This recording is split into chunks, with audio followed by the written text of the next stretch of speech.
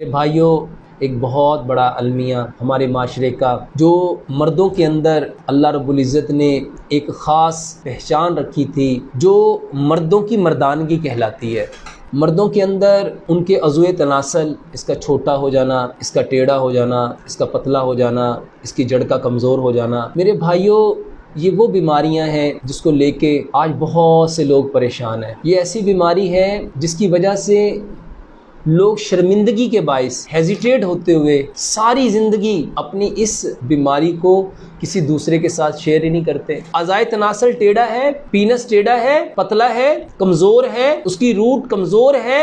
शर्मिंदगी की वजह से हम किसी से कह ही नहीं पाते, और उसका फ़ायदा कौन उठाता है? वो लोग जिन्होंने बिजनेस करना है। मेरे भाइयों, इस्लाम वो खूबसूरत दीन है जिसमें हमारी ज़िंदगी के हर मसले को बयान किया गया, हमारी एक एक चीज़ को खोल खोल के बयान किया। और प्यारे पैगंबर जनाब मोहम्मद सल्लल्लाहु अलैहि वसल्लम ने कोई गोशा ऐसा नहीं है, कोई बात ऐसी नहीं है जो मुसलमानों की, इंसानों की ज़रूरत हो और आपने ना बतलाई हो। ये वो मौजू है जिसको कहीं पे भी बयान नहीं किया जाता, ना हमारे घरों में, ना हमारी मसाजिद में, ना हमारे मदारस में। मेरे भाइयों, जब ये बयान किया ही नहीं जाता तो हमारे जिन बच्चों का ये मसला है वो कहाँ से अवेयरनेस लें? जब ये इतना बड़ा प्लेटफॉर्म खाली होगा तो वहाँ पे वो लोग आएंगे जो हमारे बच्चों को मिसलीड करेंगे, मिस इन्फॉर्म करेंगे, मिस गाइड करेंगे, और उनकी जवानियों को भी ले जाएंगे, उनके वक्त को भी ले जाएंगे, उनकी दौलत को भी ले जाएंगे, और उनकी सारी एनर्जियों को डिप्लीट कर देंगे। मेरे भाइयों, ये वो मर्ज हैं जो शर्मिंदगी की वजह से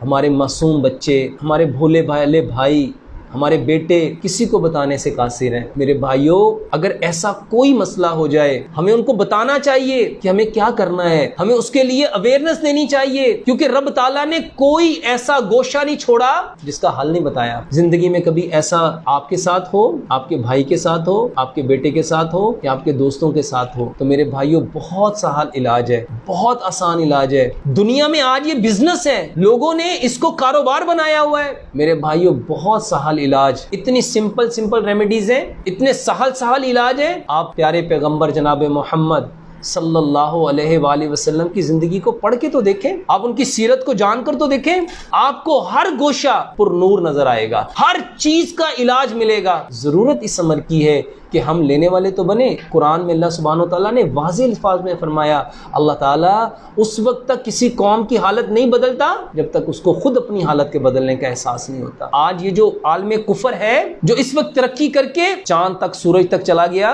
मेरे भाई, उन्होंने मेहनत की है, उन्होंने रिसर्च की है, उन्होंने तहकीक की है, उन्होंने वक्त लगाया है। रब ताला ने कुरान में फरमाया, लैसा लिल इंसानी इल्ला मा सआ, कि बेशक हर इंसान के लिए वही है जिसकी वो कोशिश करेगा। हमने कभी इसके बारे में जानना ही नहीं चाहा, हमें कैसे पता चल सकता है? हम वापस आते हैं अपने मौजू की तरफ। ये जो अज़ाए तनासल का टेढ़ा हो जाना, इसका कमजोर हो जाना, इसकी जड़ का कमजोर रह जाना, इसके सबब क्या है? मेरे भाइयों, सबब एक ही है, फितरत से दूरी। सबब एक ही है, शैतान के पीछे लगना। वो नेगेटिव थॉट्स, चाहे पॉर्न वीडियो की सूरत में हो, पॉर्न पिक्चर की सूरत में हो, हैंड प्रैक्टिस की गई हो, शैतान के बहकावे में आके लज्जत हासिल करने के लिए अपनी मनी को अपने हाथ से डिस्चार्ज किया गया हो, या रगड़ पैदा करके उसकी साख्त को चेंज किया गया हो, या गलत कारी कर करके अपने अज़ाए तनासल को टेढ़ा कर लिया गया हो, उसके जो मसल्स हैं, जो पीनस के मसल्स हैं, उनको इतना वीक कर लिया गया हो, उसके अंदर रैशेस आ गए हो, या जो उसकी वेन्स हैं वो स्वेल हो गई हो। ये सारी वजूहात हैं जिससे जो पीनस है वो टेढ़ा हो जाता है,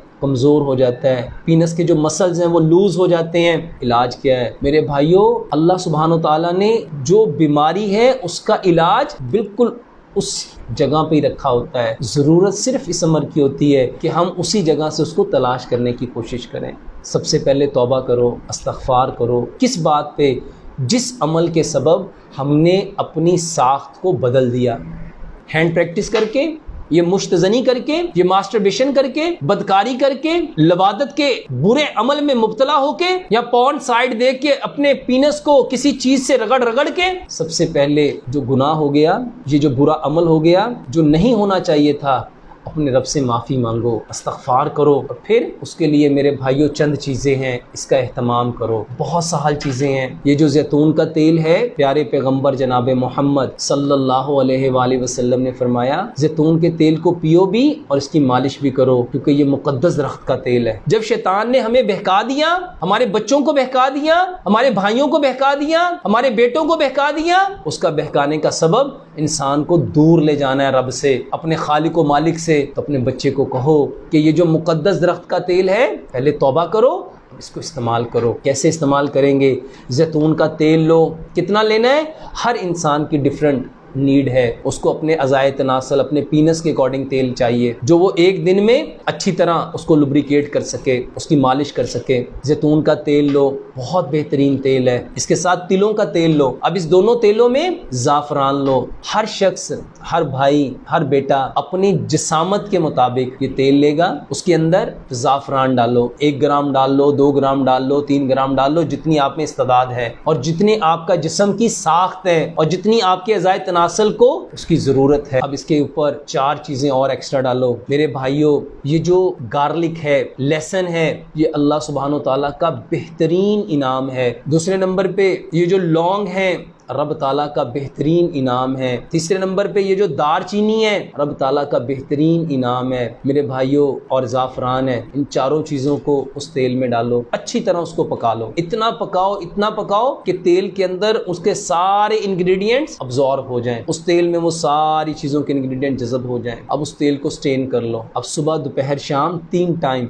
मेरे भाइयों आराम से उसकी मसल्स की जो पीनस है उसके ऊपर उस तेल का मसाज करो। उसको रगड़ना नहीं है, मसलना नहीं है, जोर नहीं लगाना कि कहीं उसमें इरेक्टेशन आ जाए, तहर्रुक आ जाए। उसको उंगली के साथ बहुत लाइटली उसके अंदर उस तेल को अब्जॉर्ब करो। अब इसमें जैतून है, तिलों का तेल है, ज़ाफ़रान है, लहसुन है, लौंग है, दारचीनी है। अब ये वो चीज़ें हैं मेरे भाइयों जिसका कोई नुकसान नहीं है, कुछ साइड इफ़ेक्ट नहीं है, और ये कितनी एक्सपेंसिव है आप सब जानते हैं। अब सुबह, दोपहर, शाम 3 टाइम उसका मसाज करो। और जो चीज़ सबसे ज़्यादा ज़रूरी है वो सिर्फ़ और सिर्फ अल्लाह के करीब होना है, अल्लाह के करीब होना है, अल्लाह के करीब होना है। और अल्लाह के करीब हम सबसे ज़्यादा एक ही सूरत में हो सकते हैं, वो सजदा है। लंबा सजदा करो। जब हम सजदा करेंगे तो जो ज़मीन के अंदर फोर्स ऑफ ग्रेविटी है वो उस टेस्टिकल को और पीनस को अपनी तरफ खींचेगी और उसकी डायरेक्शन बिल्कुल डाउनवर्ड में होगी। लंबा सजदा करो। जितना लंबा सजदा करोगे आप अल्लाह के जितना करीब होगे मेरे भाइयों। हम अल्लाह के जितना करीब होंगे, अल्लाह ताला हमारी सारी परेशानियों को, बीमारियों को, हमारी तकालीफ को अल्लाह उतना दूर कर देगा। लंबा सजदा करो। ये एक सजदा जो हमें 1000 सजदों से निजात दिलाएगा। इस एक सजदे में हमारे लिए अनकाउंटेबल प्रॉफिट्स हैं, अनकाउंटेबल बेनिफिट्स हैं। तो हम मसाज भी करेंगे, मालिश भी करेंगे और लंबा सजदा करेंगे। अल्लाह से दुआ करते हैं अल्लाह रब्बुल इज़्ज़त हमें इस्लाम को उस तरह समझने की तौफीक अता फरमाए जिस तरह सहाबा ने समझा और सहाबा ने समझ के इसके ऊपर अमल किया और अमल करके इस पैगाम को सारी कायनात के इंसानों तक पहुंचाया। अल्लाह ताला हमें हर उस अमल से, हर उस बात से, बोल से, चीज़ से बचाने वाला बनाए जो अल्लाह ताला को पसंद नहीं है, और अल्लाह हमें हर वो अमल करने की तौफीक अता फरमाए जो हमें अल्लाह का महबूब बनाए, जो अल्लाह पसंद करता है। अल्लाह से दुआ है जो कुछ कहा सुना अल्लाह इस पे पूरा पूरा अमल करने की तौफीक अता फरमाए। वमा अलैना इल्लल बलागुल मुबीन।